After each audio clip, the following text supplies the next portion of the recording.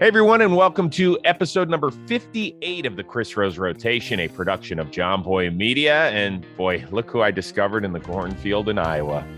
None other than White Sox pitcher Lucas Giolito. Hello, Lucas. How are you? Good. How's it going, Chris? I feel like it's been a I know it has been a minute.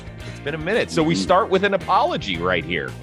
I did not tell you my zany schedule that was going to be happening for 2.5 weeks as I was shooting the 6th season of Battlebots. So midway through production, I get a text from one Lucas Giolito who says, "Did I get bounced from the rotation? What happened here?" And I went, "Lucas, I'm so sorry. I have been so crazed that I forgot to tell you that I had very, very limited windows when to shoot. And one day you were pitching and then the next day you had a day game. And so I apologize to you, my friend. I'm sorry." No apology necessary. I've been busy too. No worries. I know I appreciate it though, Chris. Okay. You're not currently getting a massage on your hamstring right now, right? Nope. I'm that's coming along great. Yeah, I've gotten a number of massages on it, if that's what you're interested in hearing about. Yeah, I am kind of curious. Like how are we doing? I'm good. It ended up being like a very mild strain. I went in the MRI machine and it showed a little bit of edema. And we were like, you know what, the position we're in right now and playoffs rapidly approaching. We got to get through about one more month here. They thought it'd be a good idea just to kind of slow things down, put me on the IL, have me take my time with this rest and rehab for this hammy, and then I'll get back to being 100% leading up to the playoffs. It was one of those things where, like, if that injury occurred like September 25th, or like September 5th, October 5th, then yeah, we'd probably do something about it to keep me going. But luckily it happened at a point where, I can take a little bit of time. But I've had a hamstring strain before in the exact same spot, actually, in 2019. But in 2019, it was worse. And then I missed like 1 or 2 starts. I came back feeling very, very good. So pretty much on the same program, except this one's lighter. Okay. Well, you know what? Michelle, my wife, is a certified Pilates instructor. You are currently in California. You're in the Bay Area right now as we speak. Mm-hmm. If you need to come down and borrow the reformer, which is in our pool house, feel free. I love Pilates. I did Pilates, I want to say like for 3 off seasons in a row. My girl, Lindsay, down at Pilates Platinum. Shout out. Venice Beach. Yeah. Yeah, it's good. Do you guys have a reformer? Like with the club? Yeah. Or do I own one? No. Ariana's mother was a Pilates instructor for a long time. I remember going to Ari's house in high school, walking through the front door, and like just to the right was the Pilates studio that Janine worked out of. Yeah. And did she throw you on that thing? No. I was too back then. Pilates kind of freaked me out. I'm like, having my legs moving all over the place. But then once I got into it, man, it kicked my ass. Yeah. It's really hard. It is. It's really hard. And I don't know why I don't do it. I've got a certified Pilates instructor as my wife. We just celebrated 24th wedding anniversary. At all? Like, no, I mean, I do the freaking. Have you like ever, have you ever gone in there with your wife and she's like, oh, like, these are some of the movement patterns. Have you? Right. So this would be a great thing to do, you would think. I think that part of the problem of me working at home means that she cannot stand spending additional time with me. So she sees me enough as is. She's like, aren't you supposed to go somewhere? Isn't there like a World Series to be played? I was like, yeah, that's in October. She's like, God dang it. All right. I said, can you teach me Pilates? No, I'm going to go get teeth pulled. I didn't even know you had that scheduled. I don't. I'm going to see if they have availability. Got it. No problem. So she's an excellent teacher, just not for me. You have all the equipment in your house. I do. I So know how to do theoretically, you could theoretically hire another teacher to come over and use. I bet she'd love that. Now we're on to something. Lucas Giolito. That's good. I'm just giving you some fuel if you ever. Yeah. We'll save that just for here, just for our little discussion. Speaking of getting to spend time with the wife, for people that have followed along here, your episodes of the Chris Rose rotation, we know that your wife has been, she's almost finished. She is almost a full-fledged vet. And you actually get to spend a rare off day together, which I imagine was extremely nice. Yeah. Yesterday. It was amazing. I know. Now I'm back to being very sad. But sorry. Okay. No, it's okay. I'm used to it. Yeah, so right now she's actually in San Diego. She's on an externship at the San Diego Humane Society. Ari's becoming very, very interested in shelter medicine. So it's a specialty within the veterinary world that in order to be like a shelter vet, and I'm talking like kind of the upper echelon, like board certified, all that kind of stuff. You know, you have to do your 4 years of vet school, and then you have to match for an internship year, and then you do 2 years of residency after that. That's pretty, at least the way it's looking right now, that's the route Ari wants to go. And so right now she's on an externship 2-week program at San Diego Humane. She's absolutely loving it. She says that it's like the best of the best for a shelter. Like, you know, the staff working there, the facilities.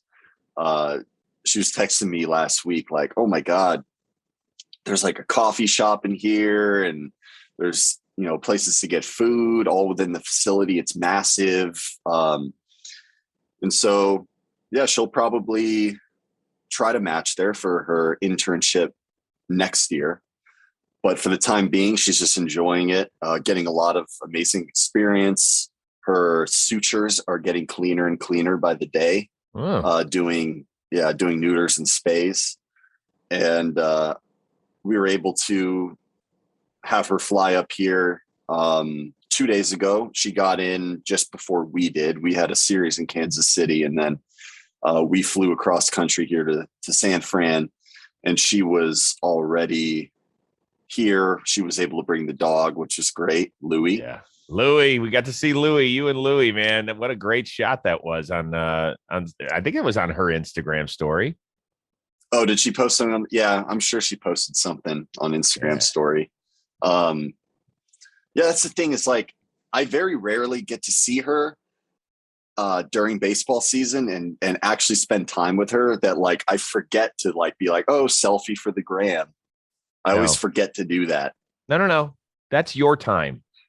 We get too caught up in it. And I'm guilty too. Like, I was just in Las Vegas. Michelle brought Brady and a buddy of his to watch Battlebots. And I posted a bunch of stuff because I thought people would find it neat to see the behind the scenes of Battlebots. And we went and toured the Raiders' new stadium, which I thought was I want to cool. ask you all about Battlebots. Battlebots is sick. Are you in on it, or are you just fucking with me? No. So I haven't actually watched it, but it's like nostalgic for me, and I'll tell you why. I watched like the old school Battlebots on Comedy Central. Was it on Comedy Central? It was 20 years ago. It was on Comedy Central. Yep. Oh my goodness. Yeah, I watched that. And then, you know me, I'm a big video game nerd. Yep. I used to play a lot of Flash games, which is like, I don't know if you're familiar with that term. It's games on internet browsers. Like, you go to www.miniclip.com, www.addictinggames.com. That was like video games you could just play on your computer on, Internet Explorer or Firefox or whatever. And they were made in Flash, which is kind of like, I don't know, like 2D, but some of them can be 3D animation. I could be getting this completely wrong, but miniclip.com had a Battlebots game, and it was like super, super fun because you started out with like no money and just like a basic Battlebot with like a hammer on top, right? Or something like that. Yeah. But then you could earn cash. And this was actually one of the first games that was like asking you for your credit card, so you could like pay real money to get like better equipment and items and stuff. I never did that. I just grinded it the old fashioned way because I was like 8 years old and I didn't have a credit card yet, and I wasn't going to steal my parents. And yeah, I mean, I remember like unlocking my BattleBot, getting it further and further to like the point where like I'm shooting fire out of the left and right side. I had buzz saws on the back to protect the back end. Nice. All sorts of stuff like that. And I played the shit out of that game, man. I loved it. So it's like a nostalgic thing for me, but I'm going to start watching like the new ones, because I've watched all the clips on YouTube, like the ones that go viral and the popular ones. I hear you're great commentating every step of the way. Well, you'll basically, if you haven't watched or listened to it, you're going to get a lot of this. Oh my God. That's basically what it is for 3 minutes. I'm like the Gus Johnson, just screaming my gourd out. But it is amazing. And I love it. I call it summer camp because we shoot the entire 20-week season in about 9 days of shooting, or 10 days, whatever it took in Vegas. But it is so much fun. I'm sure you have Discovery Plus on one of your streaming services. Go watch last season. It's great. And this season's even better yet. And I wish that you could come to Las Vegas just for a day and watch the whole thing unfold. Oh, if I could go in person, I'm there. That'd be amazing. Well, it is during the summer, but I will, I'd love for you two to, join forces, on a doggy day off. I don't know what we do with Louie, but we'd figure it out. Somebody would watch Louie. You can put him in my trailer. He'll have a great time. Air conditioned trailer. Yeah. Oh yeah. No problem. But it was a ton of fun. It is really cool. And I love it when all my worlds collide. Like there's some BattleBots, some builders have no idea what I do out there. Like, so what do you do outside of BattleBots? I'm like, I talk about baseball and football. They're like, what? Oh, like they don't know who you are at all. Oh, which is fine, but they don't even like. It's because they're complete. They're in a whole nother world. Oh yeah, they're like, what is it? Baseball and football. I'm like, yeah. But so when they start asking me about their fantasy teams in the NFL, or if they start asking me about their favorite baseball team, hey, do you think so and so can do it? I'm like, yeah, absolutely. Then I get super excited. I get to talk about everything. It's just amazing. It really is fun. But are those guys like, are they all engineers? Great question. So there's a certain sector that are engineers. Some of them have like top secret government jobs where they have built robots for the government to protect our troops overseas. No like they can't way. talk about the businesses they're in. Like drones kind of stuff. And yeah. Yep. And then there are certain people like a guy named Dave Eaton who grew up on a farm in Illinois, is not an engineer. He looks like Zach Galifianakis. He loves robots so much, he wanted to build a robot. So he walked around his parents' farm and just started collecting junk items. Like the head of the robot is his mom's popcorn bowl. I kid you not. Are you not. talking about the one that he used in competition for BattleBots? Yes. The bot is named Rusty. He ended up being the rookie of the year in 2020. He was back in 2021. He is hilarious. I really think somehow he's pulling one over on. There's Rusty right there. That's Dave Eaton. Oh, wait. I want to see. Yeah. How do I do this? Slide over. Oh, okay. See him? Oh, that thing's sick, though. It looks like it's got a hypodermic needle on the end. He grew up, you said he grew up like rural Illinois. Rural Illinois. Yep. And collecting things on the farm to build this robot. Where did you ask him how he learned about like the circuitry and like all the engineering aspects of this? Right. Like, Yes. So what he Did did he get was he help started, or did he? yeah, he Sorry. started to reach out to famous bot builders. Mm. And he started to put it together that way. And I'm sure he looked at a bunch of clips on YouTube, but it is a very welcoming committee.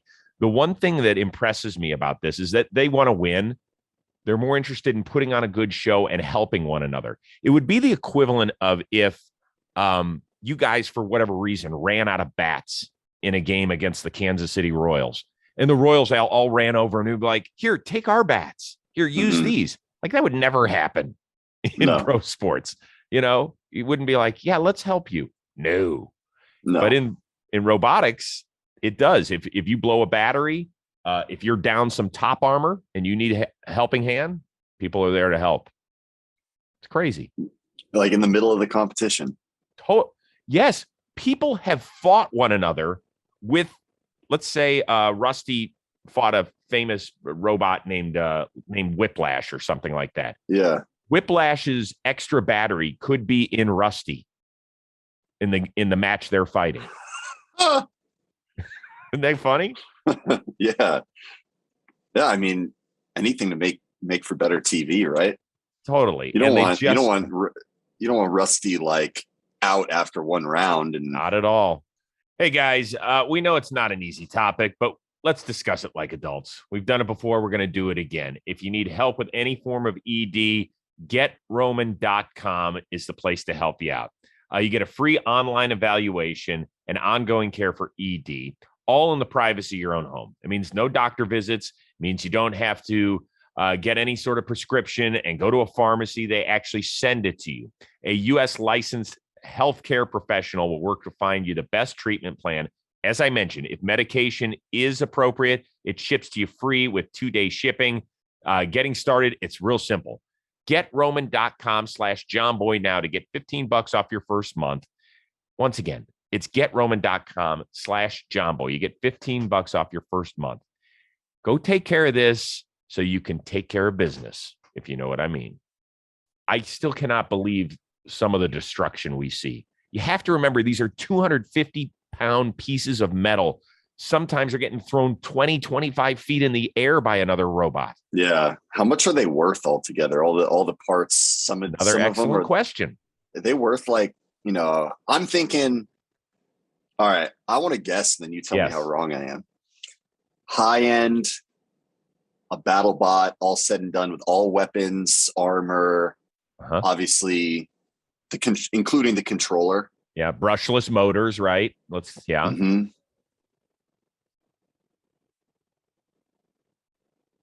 20 grand. 15. High end, 80. Oh, 80,000. Can you believe that? And then they throw it in a ring to get like beat to shit. Yes. Oh my God. Yes. There's one robot named Jackpot, which is from Las Vegas, and he was a rookie in 2020. His was called a bot on a budget. He built it for $4,000, and all the other roboticists there were like, they kept looking at it. They were enamored with it. They were like, wow, this is amazing. And he did a great job his rookie season. He went 3-0 during the regular season. I think was like the number 11 seed going into the tournament of 32. So this year he had a target a little bit on his back, but didn't increase the budget very much. Still kept, the guy's a plumber. The guy is a plumber by day. There he is. There's Jeff Waters with the beard. Robert Sten next to him. That's Jackpot. That's sick. Yeah. Dude, that costs $4 or $5 grand. Yeah. What is that? What does the device on top do? So those are the spinning discs. That's called a vertical spinner. You basically have several different kinds of weapons. And so it'll have a tip speed somewhere around 200 to 250 miles an hour, depending on how much you want to push it. And that's what does all of the damage. That's why we sit next to a bulletproof glass case that's 1.25 inches thick. When you go to the bank, do you know how thick? Not that anybody goes to a bank anymore, but when you go to a bank, do you know how thick the bulletproof glass is? Yeah. It's 1/4 inch thick. 1/4. This is 1.25. They told me, yeah, Chris, we could sit with a submachine gun or an Uzi or whatever on the other side and shoot it at you and it wouldn't get through. I was like, I'll take my stunt double for that, bro. I'm good. I'm so happy you're excited about it. Yeah, of course. I think it's fascinating. It is. It's a like great world. Like I said, I connect a little chunk of my childhood and all that time I dumped into that game I played. It's good. It's good. I'll get Are you there like Battlebots approved? I could ask you questions for like an hour. It would take up the whole thing. Last one. Are there like approved weapons? Yes. Like the rules are very strict. Mm-hmm. Like I'm sure that guy could like attach 2 nail guns to the top of it, and it's just going. Da, da, da, da, da, da. We did have one machine. I want to say it was probably in 2016 or 2018, where a guy named Adam Burkew put 2 guns on the side, but they could only shoot like paint pellets or something. It wasn't even paint. It was something even more benign than that.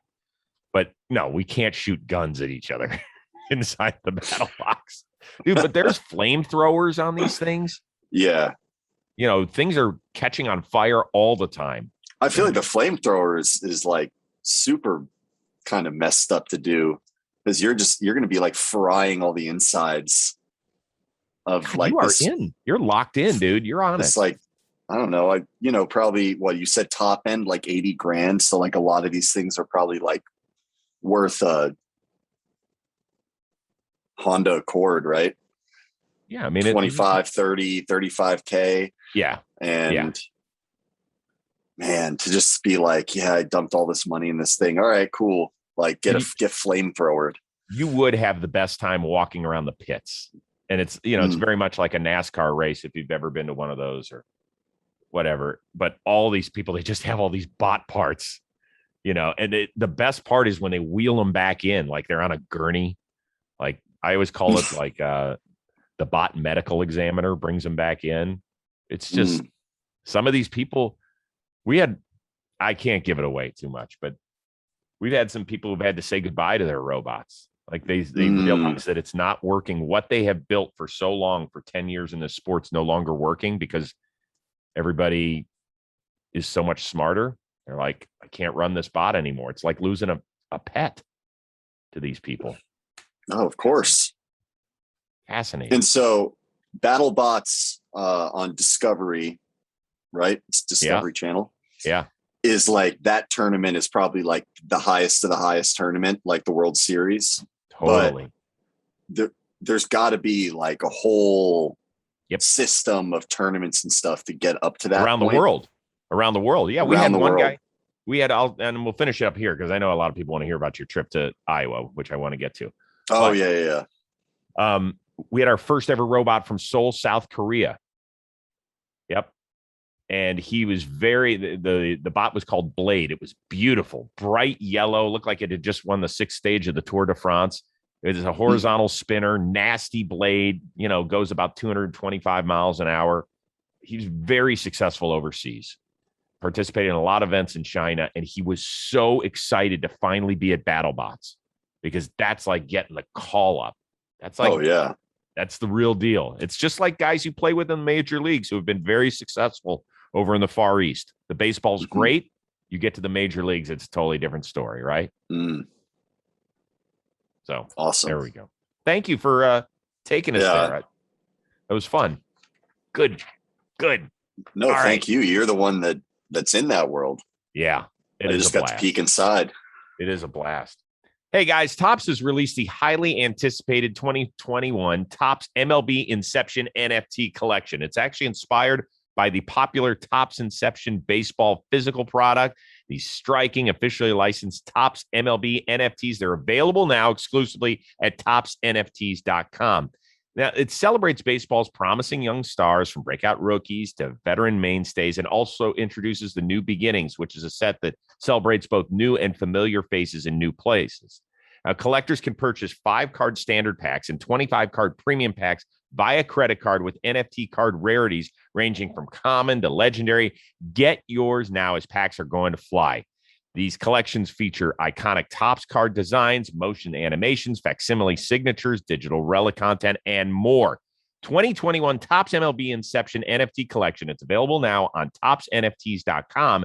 But fear not, because once these limited packs sell out, you can still get 2021 Topps MLB Inception NFTs on TopsNFTs.com marketplace. You buy individual NFTs or unopened standard or premium packs, all from the same convenient location. That's TopsNFTs.com. All right, so let's go here. Field of Dreams looked amazing on TV. Was it even better in person? Yeah, it was unbelievable.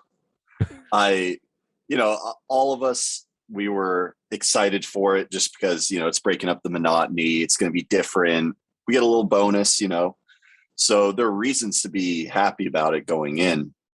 But at the same time, a little weary of where are we going? What kind of facilities, food, showers, all that kind of stuff. Are we just going to be out in the middle of nowhere with outhouses, or what's it going to be like? Well, all of that, all those negative thoughts were completely squashed as soon as we pull up in the bus. No, even before that, let me start before that. We land at this, very, very small regional airport. Yankees plane lands right after ours. Then we get off, we get on our respective buses. We're driving through, and we're just driving through. I thought Iowa was a lot flatter, going to be honest with you. Huh? Prior to being there, I thought Iowa was flat, when you think of Kansas and stuff like that. No, we're rolling through.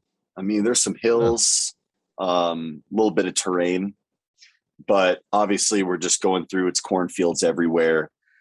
But the coolest thing was, as we're going through, every cross street, every house, every turn, there was people with signs. They're holding up signs as we're driving through. They're cheering. They're rooting on whatever team that they want to root on. The people in the community were so excited. It's great. I had never seen anything like it. We're driving through it was a solid 20-25 minute drive from the airport to the actual Field of Dreams.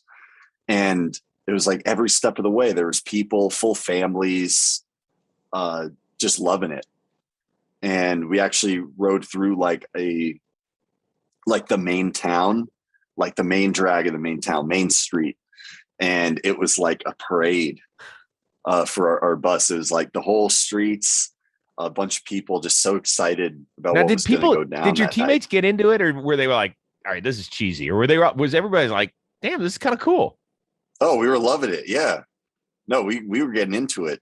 Okay. Yeah, it was fun. We were having a great time. And so then we pull up, we go into our clubhouse, which was it was pretty good job. Good job, MLB. Okay. And I don't like to say that, but great work. That was the clubhouse was this big blow up white tent thing, gigantic. It was the nicest porta potties I've ever seen in my life, all lined up. It was set up like a clubhouse. We had the clubhouse, bathroom. It was porta showers, and they were actually not bad.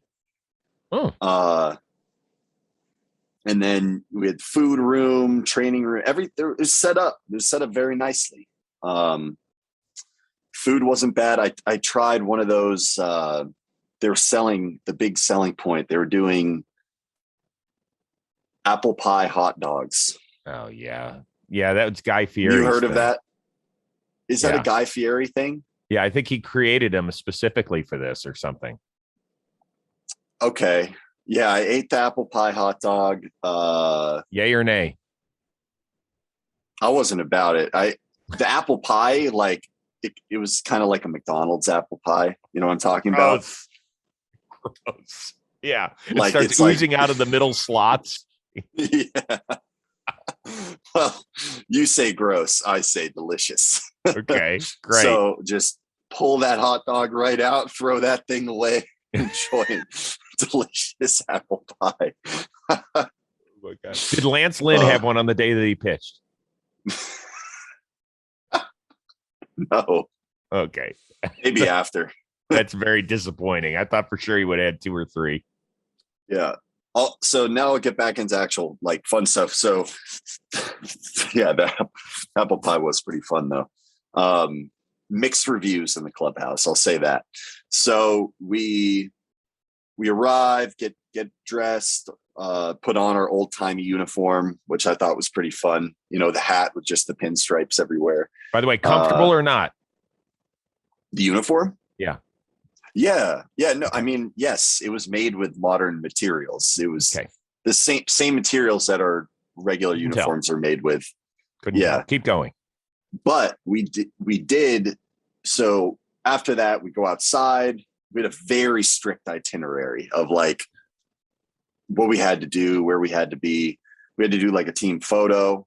And then we did have a chunk of time to like explore. Uh-huh. And so it was both teams who were just like kind of going around. So like the cornfield area we walked out of before the game. If you keep going, you actually get to like the set of the movie and everything with the White House and the original Field of Dreams. Funny thing about the Field of Dreams set, like that field is like the outfield's like this. So it's like big, there's like a hill. I don't know. It's very, I don't know. I thought that was interesting. That's stuck in my head. I don't know why. It wasn't like a flat field. It was maybe like beat up from over the years. Yeah. So Shoeless Joe could end up being blown out knee Joe if he has to play in the outfield. Yeah, exactly. Got it. So, but there were a bunch of guys like kind of like reenactors or whatever. And they were wearing the actual like old school uniforms, like made of wool. Yeah. And it looked absolutely miserable because it was so hot. It was disgustingly hot that day. Dude, the corn sweat. Like really bad. Yeah. Really, really bad. And those guys, I mean, kudos to them for rocking those unis all day long. Hey, one of my favorite places to visit in the baseball landscape, of course, is the Baseball Hall of Fame up in Cooperstown, New York. Well, you know what? Why can't the Hall of Fame come to you on your mobile device or on your TV, wherever you consume your product? Hall of Fame Connections. It's a unique 13-episode YouTube series. Brand new episodes drop each and every Wednesday. It looks at the Hall of Fame collection from a new and kind of exciting angle. Each episode tells a different story of how 2 seemingly unrelated artifacts in the museum actually weave together through generations. So it's very cool. It's co-hosted by my good friend Carlos Pena from the MLB Network. He's a former All-Star. And Lindsay Berra. Last name sound familiar? It should. She's a journalist, and she is the granddaughter of the Hall of Famer Yogi Berra. So new episodes drop every Wednesday. Also, support for this series was provided by the Market New York grant through I Love New York, New York State Division of Tourism as part of the Regional Economic Development Council initiative. And to stay up to date with the release of each and every episode of Hall of Fame Connections, follow the Baseball Hall of Fame social media channels at Baseball Hall on Facebook, Twitter, Instagram, and YouTube. I sat in 2 different tractors, which I was pretty excited about. I am guessing this. That might have been the first 2 times you've ever sat in a tractor. False. False. Yep. My grandfather and grandmother on my mother's side, they lived in Vermont for a long period of time, and we would go and visit them, and they lived beautiful house, and they had like a bunch of acres surrounding it, including like this giant grass lawn that my grandfather had a John Deere, you sit on it and drive around tractor. And when I was a kid, I would get to mow the lawn on the Lucas Giolito, big John Deere thing. Shame on your buddy, Chris Rose. That's shame on me. I thought for sure Harvard Westlake, they didn't have, that wasn't an elective. The John Deere class was not an elective. I didn't think you could do it. Yeah, this is pre Harvard Westlake when I did that. So yes, it had been a long time since I got to enjoy the seat of a John Deere. Right. But ended up finding 2 of them, one of them might have been like a Bobcat thing. Yeah. That's if you see the video the White Sox posted on Twitter of Billy Hamilton holding the GoPro. There I am inside of the whatever machine, and Yeah, I wasn't so sure we were going to get you out of it, to be honest. Yeah, it was a little snug in there, and everyone was telling me to. They cut off the video, but I actually like pulled down it reminded me of a roller coaster, like a lap bar. Yeah. And I was trying to figure out how to turn it on, and then realized the key wasn't there, or whatever thing is needed for that.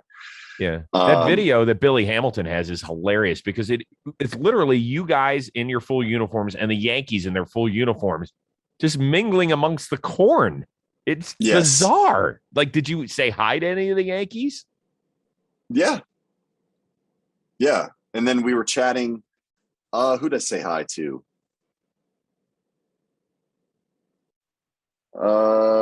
Probably Joey and Garrett. I was standing with, so you know how we had to like come out of the corn and meet Kevin Costner. Yes, Kevin Costner. Yeah, that little guy. So we had to come out of the corn, meet Kevin Costner. We were all lined up next to each other for like a long while, just kind of like chatting. By the way, that was a cool shot. You don't know this happened, but Fox, which I thought did an amazing job covering it, they had probably a drone on top of the corn out in center field, and you could see you guys probably started 100 feet back of the center field wall. Oh, right? yeah. At least to walk in. And it was so cool to just watch all you guys walk in through the corn and then pop out of center field. I can't imagine what the hell it was like for you to walk into the stadium and you're like, holy shit, this is crazy. Yeah, it was really cool. Really, really, really cool. Yeah, we were waiting like within the corn for a while, and then it was all, they hit the queue, went out there, and Kevin Costner is like standing there in like mid center field. And I don't know. I don't know how it started, but guys just started going up and shaking his hand. Yeah. And I don't think he liked that very much, because maybe like the first couple he was cool with, but like everybody's going up and shaking his hand and wanting to meet him. And so I was one of those guys, go up and like, well, I'm going to shake Kevin Costner's hand and meet him if everyone else is. Did you say anything to him? I was like, hey, Kevin, great to meet you. Something like that. You know what? You had the perfect opportunity to say, Waterworld sucks. It just sucked. You had the perfect opportunity. Come on, dude. He would have been so mad, bro. Come on. But, no, he would have laughed. He would have laughed. Can I tell you why? He was,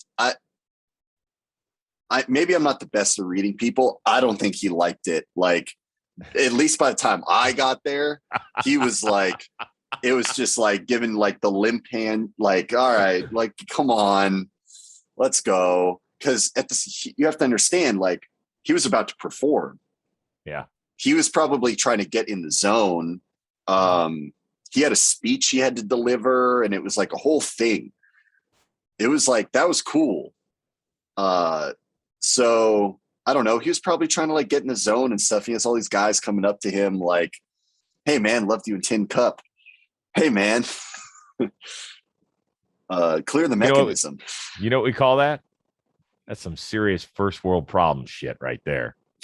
Get your ass back in the zone, bro. I mean, come on. It happens. It's okay. It's a once in a lifetime thing. You have no sympathy for Kevin Costner needing to, perform at the highest level here. I'm a huge fan, but if he fucks it up, who cares? Like, at the end of the day, come on. So you forgot a word in your performance. My God, Giolito, the whole Giolito family right now is hating me because they're all family of actors. They're like, I'm just trying. You know what? I was trying in the best way possible to justify why he wasn't like so nice. Okay. I'm just trying to figure out some way that doesn't taint my like first time ever meeting Kevin Costner. Cause like, I am a huge fan of his work. I am too. He's a sports movie god. Yep. So, I got to meet him. I've seen a bunch of his films and enjoyed a bunch of his films. And it was a brief exchange. You know, I was hoping to get like a smile and like a good luck tonight or something like that, or, you know, enjoy the game. And it was just, I got nothing. And so it sounds like it was a C+ is what it sounds like. I got to shake his hand. I said, I don't remember what I said. Whatever. I didn't really like, I feel like I'm talking it up too much now, but it was cool. It was a C+. I'm putting a grade on it based on what your description is, because I'm a huge Costner guy too. And I get it. His performance was cool. I mean, it wasn't a performance. It was just like he had a speech about, I don't remember what, because, you know, we're all standing on the line. And I feel like in moments like that, that's when my memory really fails me. And like when I'm in a moment and I'm like, wow, this is cool. This is very special to be a part of. If I'm ever a part of something like that, it's like my memory finds a way to just not care about it at all. Okay. It's perfectly fine the way you described it. Perfectly fine. But it really was an amazing night. I loved all of everything. And then the game on top of it, unreal. Although I do want to ask you this. The game was insane. Yeah. Yeah. Liam Hendricks will never be interviewed during a game ever again, will he? Yeah. I don't know why he agreed to it. It was like it wasn't like the first inning, was it? It was like the sixth. Yeah, it was like kind of getting close to that time where it's like time for him to start locking in. You know, and then all of a sudden he gets his balls kicked in there in the ninth. And I was like, oh my God, no player's ever going to get interviewed ever again. And then thankfully y'all came back and Tim Anderson hit a walk-off, the guy who's never seen Field of Dreams in his life. And it seemed to be more annoyed every time he was asked about it, ends up winning it. Was it the craziest regular season game you've ever played in? Oh, it was one of I think it was the craziest game I've ever played in. Period. With all the fanfare and where we were and, you know, all the people tuned in, like, definitely. I think to like the craziest game I've played in. Well, I didn't play in either of them because I'm a starting pitcher and just didn't line up. But the other craziest game I've been a part of, I think it was 2018. We were in Philadelphia and it went like 16 innings, 17 innings. Carson Fulmer, a really good friend of mine. He was a pitcher on our team. He had to play left field, right? Something. No, they had a pitcher playing left field. Oh, Vince Velasquez. Vince Velasquez was playing left field for them. Yeah. Carson was like pitching for us. He had to hit for himself. And I think he was told to like just keep the bat on his shoulder or something. But then we had some miscommunication. And next thing you know, he like rips a ball like 110 off the bat, like right down the line. The third baseman makes like a diving grab, and Carson's just run as hard as he can, ends up pulling his hamstring. Oh, God. So, yeah, that was the craziest game I had been a part of just because it was like 6 hours long and it was insane. No, it pales in comparison to the Field of Dreams game. Yeah. It was intimate, like having, what was it? 10,000, 8,000, 8,000 maybe. Yeah. It was built like a AA stadium. Mm-hmm. It just had only the back here. And then the outfield, it was crazy for the first time in a long time playing where the outfield is just nothing. Reminded me of like a certain high school fields, right? Yeah. Except it was corn, which I've never seen before. Some guys tried to eat the corn. No, that you can't eat that corn. That's bad. God. No.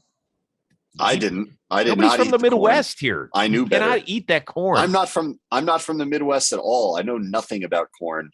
And I knew no, this is not good to eat. Bro. I at least knew there's like different kinds of corn. Yeah. Okay. What's the deal? They would not allow you in the maze. Why is that? So like we had like our little free period where we could go around and do stuff. So like that's when we were going over, and I was sitting on tractors, and everybody was loving the tractor thing. They're making fun of me going in the tractor, like, man, Giolito, you don't even know what the hell you're doing on that thing. I'm like, wrong. I've driven one of these before. Shut up. I'll take you to Vermont. Model. I'll take you to Vermont in 2002. Shut your pie hole. For real. So they had like cornhole, like a bunch of different stuff. And like, we're taking pictures like at the house and the bleachers that the little girl falls off of. Yeah. I took a picture on that. Good. One of the weirder scenes of the movie, in my opinion. Yeah. We talked about that. Yeah. Yeah. And, we're going around, and I'm like, yo, who wants to go in the maze? We got to go in the maze. They're like, no, you can't go in the maze. I'm like, fuck are you talking about? Can't go in the maze. And so they're like, no, the maze is actually kind of complicated. And like, you guys have to like get back to doing this in about 5 minutes. So we don't want you to get lost in there. Because I had to like go and like get on the training table and warm up because I was throwing I threw a bullpen there. You did? Terrifying. It was one of the most terrifying bullpens I've ever thrown. And I'll tell you why. They had the bullpens they made it like old Comiskey. That's what they were modeling it after. So the bullpens were like center field, like left center and right center for the White Sox, home side, Yankees. Right. And the bullpen was built like this is my visual representation. So here's the outfield wall. So right here you have center field, warning track, wall. Oh. The bullpen's built right up against the wall. Like, so you're in the line of fire during BP? Yes. Just like a little bit behind the wall. And the wall, you're blind. It wasn't like there was no it wasn't chain link fence, like, because it wasn't modern looking. They don't want the field to look modern looking, and a lot of modern looking fields have that, like, you have the top padding, bottom padding, and then chain link fence, so you can like see what's going on. No, it was like completely blacked out. So there's just this big wall and just baseballs just raining down. Oh my God. Because that place was an absolute bandbox. It was the most hitter friendly park I've ever seen in my life. And so BP was a joke. Guys were hitting shit so far. It was unbelievable. There's something about the air there. Yeah. Corn power getting into the baseballs. I don't know. And like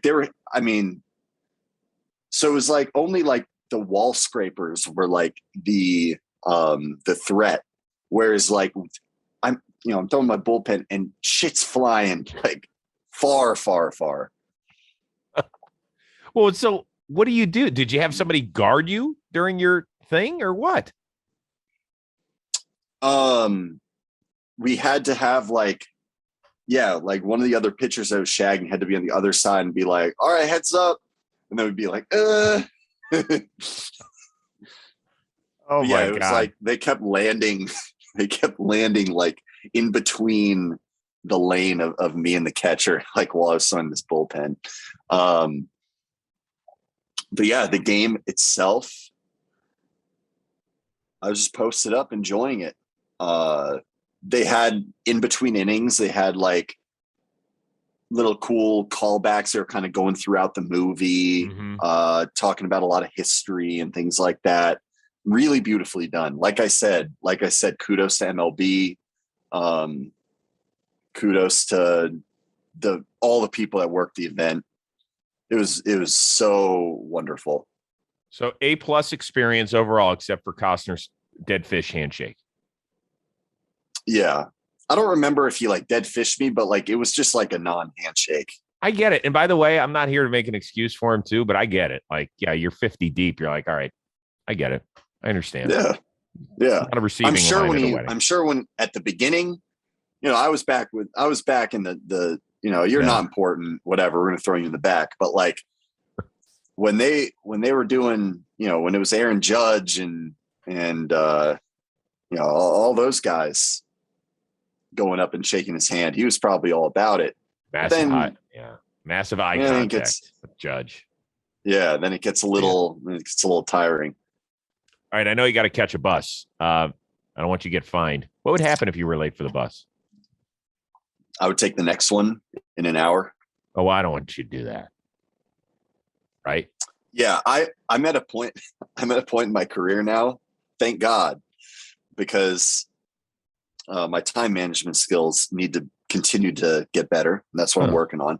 Okay. But I'm at a point in my career where, like, yes, if I miss the bus and took the next one, I'm not going to get berated to death and get in trouble and, have to give up personal belongings for a day. And, certain things that happen if a younger player personal isn't belongings. on top of it.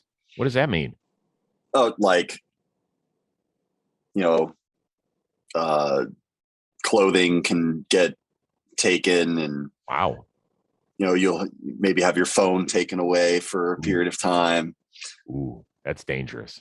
That kind of stuff doesn't happen, at least not with our team. We don't really participate in that too much. And the thing is, we have a great group of young guys that are always on time and taking care of their business. Yeah.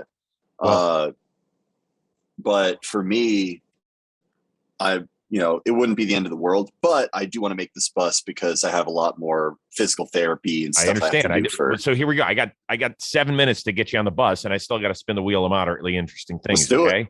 Yeah. Don't want to get you late. I knew this was going to happen because I feel like we could talk easily for another half an hour. I know we could. Shame on me. No, it's all good. It's a good solid spin, by the way. Tripping. Once things get to the point where you're comfortable going anywhere in the world, where do you and your beautiful bride want to go?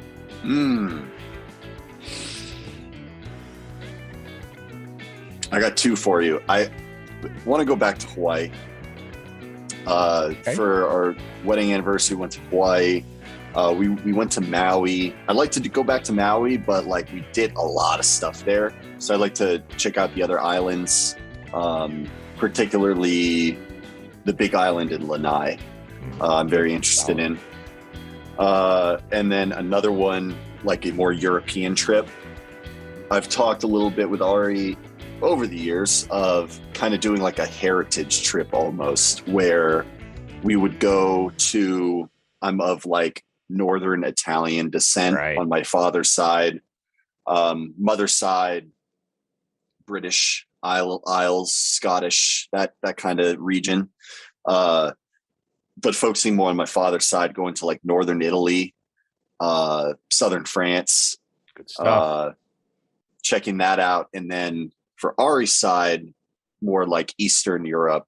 So like we could do it where like we actually go to the towns and see like our distant relatives and then branch off and kind of do more touristy stuff. I think that would be pretty fun too. Love that. I love that. I'm trying to get Michelle over to Europe next year for our 25th. Been very hesitant to leave the kids alone, but our oldest one's about to turn 21 and the other one is about to turn 16. I'm like, we're good.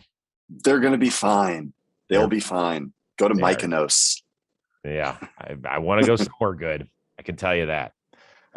This visit was too short and I apologize for that. Man. No, we're good. We got more in the tank. Well, I told you, I don't want to. Don't you guys stay in San Francisco when you're up there playing Oakland? Yeah. Yeah. We're right in the middle of San Francisco. Yeah. But that's not a short bus ride, bro. No. I know Ohtani had to be scratched from his start in Oakland because they had bus problems. Like they were all piling into an Uber or something. Yeah, that sucks. It reminds me of the playoff game last year. The game was at noon. Yes. And we know how much you love mornings. Oh my. Yeah. That was a fun morning. I was like, I got to try and maximize my sleep. First playoff game ever. So it's like I roll out of bed brush my teeth, put my clothes on, get on the bus. And, it was like, we have to go over the bridge and everything, going to Oakland. And then I get to the field and it's like, oh my God, the game's in like 2 hours. And so, it was crazy how like rushed that morning was. And a lot of time when I'm like rushed and I'm behind, it translates poorly and I don't pitch well. But that time it worked out. Yeah. I'll leave you with this because I know this is a big deal for Liam Hendricks to be back because he was really beloved there. And he really, in games 2 and 3, I think he won over a whole group of fans last year against you guys when he threw 49 pitches one day and the next day was out there grinding. Yeah, he went crazy. Has he said anything about this return? I think he was just wine tasting with on the off day yesterday with some guys on our team as well as some guys on the A's that he's still friends with. That's interesting. Yeah, they all went out. I would have loved to go with Ari, but it wasn't going to work out that way with how tight the schedule is. She had to get back to San Diego. Yeah. Oh, that would have been cool. Yeah, I don't know. I'll ask him about it. I'll let you know. I don't know if he'll have like a certain emotional kind of deal with this, considering like this is the spot where he really turned his career around, right? Oh, yes. And they love it. They're small but mighty fan base. And they love their closers around there. Grant Balfour had that whole thing working back there. So, yeah. All right, dude. I don't want to make you late. I got to get going. Yeah. Let's go rub out that hamstring, man. Let's go take care of that thing. I want to see you on the field next time. I want to thank Lucas Giolito. I want to thank Robbie Scirocco, Alden Stone, everybody who puts the show together, and especially you for listening. We'll see you next time on the Chris Rose Rotation, a production of JOMBOY Media.